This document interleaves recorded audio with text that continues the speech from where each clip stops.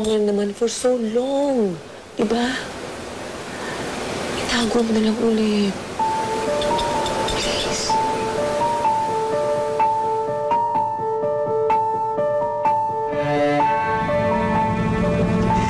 Hindi ko dapat iniwan dun si Dada.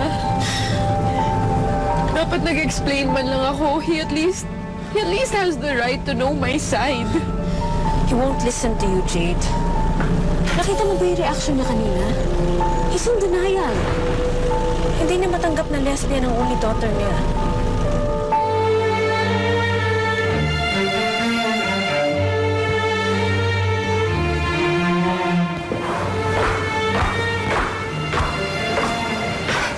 Oscar, nakausap na ni Aya George si Paul. It took a lot of persuading, pero mukha namang nakinig si Paul. Nagtanong pa nga siya about kay Jade eh.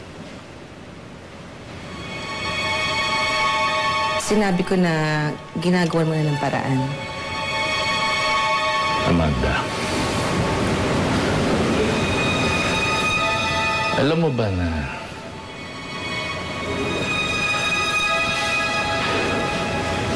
tomboy yung anak natin?